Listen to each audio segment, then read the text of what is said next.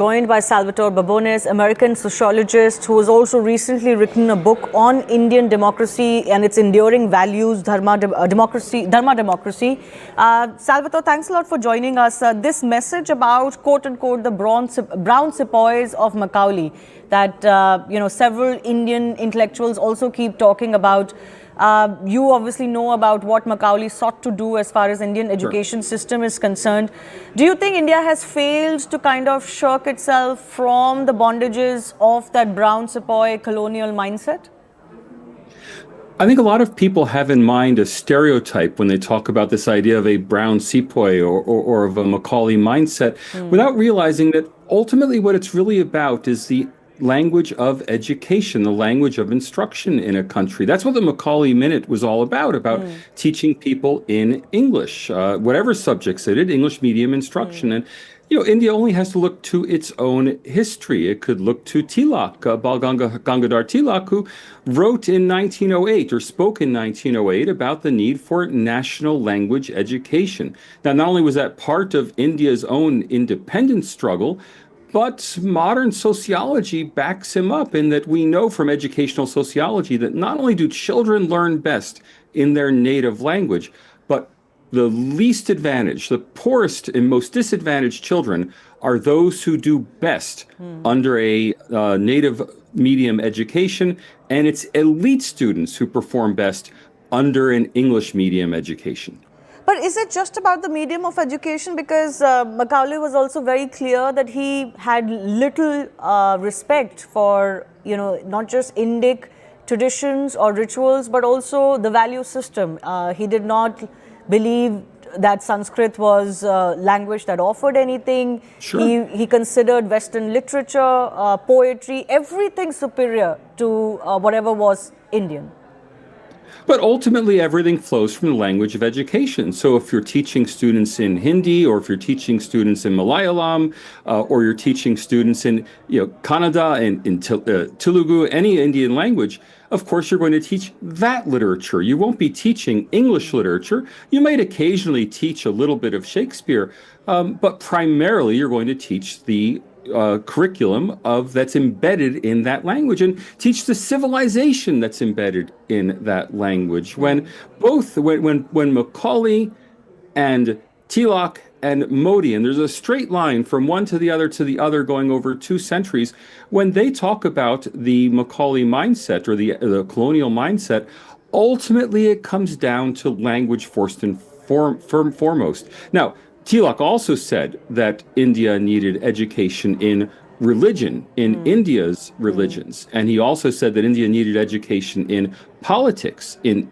India's politics, by which he meant civics. People should learn Indian institutions, not Western institutions. And all of that is in Tilak's essay on national education, which I strongly recommend everybody read. And by the way, not only is it freely available online, but he originally gave that lecture in Marathi, not in English. So he put his words where his mouth was on this. First of all, I want to ask you, because you are a sociologist who studies a lot of structures across the world. You, as I mentioned, wrote this book about Indian democracy and why Indian democracy has persisted in the third world, while around that time no other country could remain a democracy. So it was about Indian principles and Indian society and a contribution of the Indian religious society as well that led to this. But Yes. I want to understand from you, this Macaulay mindset that we talk about, or the colonial mindset we talk about in India, and there is of course an allegation, the Prime Minister accepting that we haven't been able to shirk it, the mental slavery. What are the parallels to this that you see around the world, whether from the British Empire or otherwise?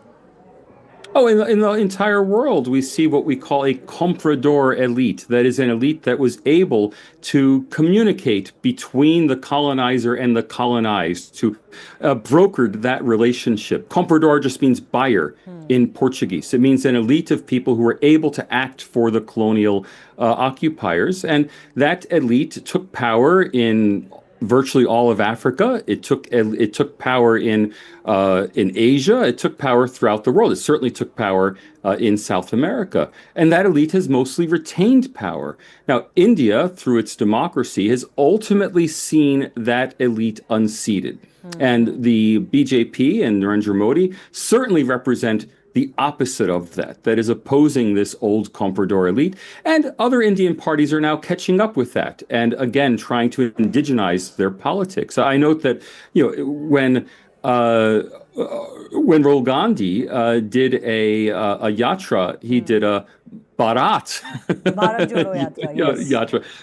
He did not do an Indian pilgrimage, right? And of course, that indigenization is the same sort of process that has occurred, throughout Indian democracy, from a very colonial mindset of the first generation of leaders to a much more indigenous India that we see today.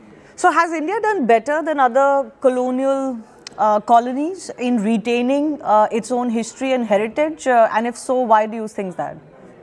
Oh, India's done exceptionally well, and that is down to the solidarity of India's Hindu civil society. It's something that is represented in this Ram Mandir event today, that India's civilization, certainly as Narendra Modi sees it, is fundamentally a Hindu civilization. Now, that is both a strength of India in that it gives India a reference to not just a 3,000 or 4,000-year-old history, but really a timeless history on the continent. It gives India access to a massive literature of inspiration for its democracy, and it gives India a well-knit social structure.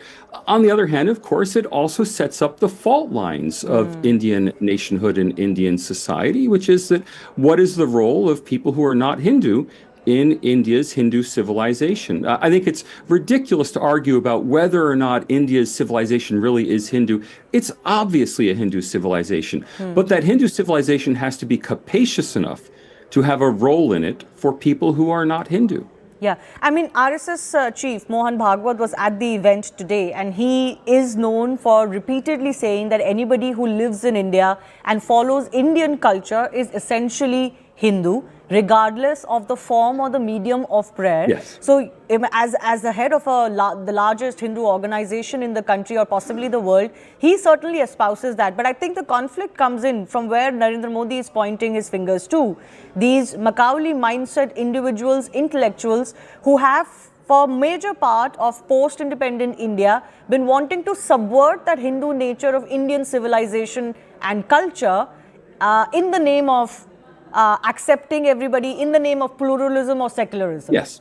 Sometimes it's in the name of secularism, and sometimes it's in the name of modernity, and sometimes it's in the name of international business and international relations. And no matter how you look at it, it is in some sense giving up of authenticity. That whether Indians are Hindu or Muslim or Christian, they realize that India is in origin and in reality has a fundamentally Hindu civilization. That said, India has a secular state. And in the same way, the United States is a fundamentally Christian country that has a secular state in which all people are welcome no matter what their religion is. But I think we have to push back a little towards Mohan Bhagwat, towards the Sarsang-Chalak.